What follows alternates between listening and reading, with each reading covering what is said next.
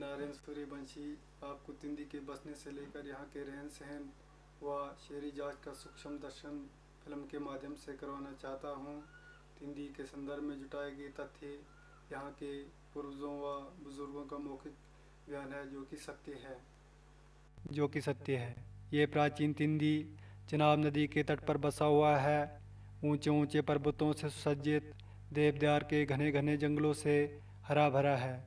यहाँ पर प्राकृतिक जड़ी बूटियों का अपार खजाना है। पर्वतों से गिरते कल कल करते झरने मन को शांति प्रदान करते हैं। छोटे छोटे मैदान, गहरी गहरी घाटियाँ, मनमोहक कुदरत के नज़ारे जीवन को जीने में एक औषधि का काम करते हैं। इस तिंदी को प्राचीन काल से तिंदी कोठी के नाम से जाना जाता था। लोक धारणा के अनुसार कहा जाता है यहाँ पर 3 महात्माओं का मिलन हुआ। एक महात्मा त्रिलोकीनाथ धाम से आए, वह दूसरा महात्मा मणिमहेश धाम से, तीसरा महात्मा अमरनाथ धाम से आकर यहाँ रुके। इस पवित्र स्थान पर तीनों महात्माओं ने रात भर सत्संग किया। महात्माओं ने इसे 3 देह नाम दिया। आगे चलकर ये तिंदी के नाम से जाना गया। इस तिंदी कोठी में 10 गांव बसते थे। कुठाड़, कैण, ब्रौड़, अगार, लहोनी, कुचेड़, सलग्रा, हरसर। इन सभी गांवों में अपने अपने एक नाग देवता की पूजा की जाती है। केवल कुठाड़ गांव में एक प्राचीन शक्ति माता का मंदिर है जिसे मृकुला भवानी के नाम से जाना जाता है। ये मृकुला भवानी प्राचीन तिंदी कोठी की कुलजा है। तिंदी कोठी में निम्न जातियों के लोग रहते थे। कुठाड़ में समौण, कैण में राणा, ब्रौड़ में आदम ब्रौड़ी, बुजोण में बोध, हरसर में बोध, लहोनियागार में राणा बसे थे।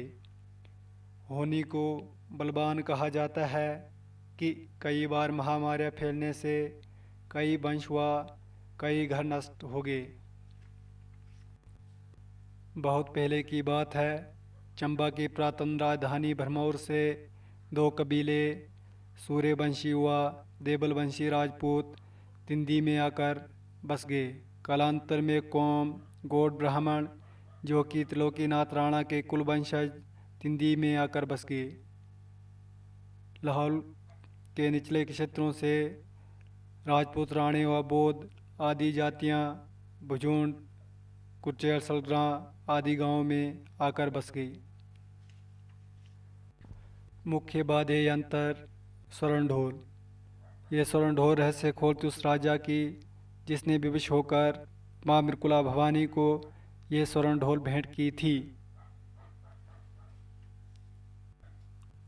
ये उस दौर की घटना है जब चंबा की पुरातन राजधानी भरमौर में 820 ईस्वी पूर्व राजा मोशन बर्मन राज करता था। कहा जाता है कि मोशन बर्मन का टीका हंस बर्मन बीमार पड़ गया। राजा ने राजवेदों से टीके का उपचार करवाया लेकिन कोई विशेष लाभ राजा को नहीं हुआ। राजा ने दुखी होकर राजवेदों को पुनः टीके के ग्रह नक्षत्रों पर ध्यान करने को कहा। राजपुरोहितों ने टीके के ग्रह नक्षत्रों पर अध्ययन किया और ये निष्कर्ष निकाला, हे राजन, आपके राजवाड़े में तिंदी कोठी नामक स्थान पर माँ मृकुला भवानी आपसे रुष्ट है। आप मनचाही भेंट माँ मृकुला भवानी को समर्पण करें, आपके सारे संताप पल भर में दूर हो जाएंगे। राजा ने अंतर ध्यान होकर माँ मृकुला को स्मरण किया और मन ही मन एक स्वर्ण ढोल माँ को भेंट करने का संकल्प लिया। राजा ने उसी क्षण उग्र भंडारी को राज दरबार में पेश होने का हुक्म दिया। राजा का आदेश पाकर उग्र भंडारी राज दरबार में पेश हुआ। राजा ने उसे स्वर्ण कोष से सोना लाकर ठाकुर ठठियारे को देने को कहा और ठाकुर ठठियारा स्वर्ण ढोल बनाकर राज दरबार में पेश हुआ। असोज मास के नवरात्रों में राजा मोशन बर्मन हर्षोल्लास हुआ तिंदी कोठी पहुंचा।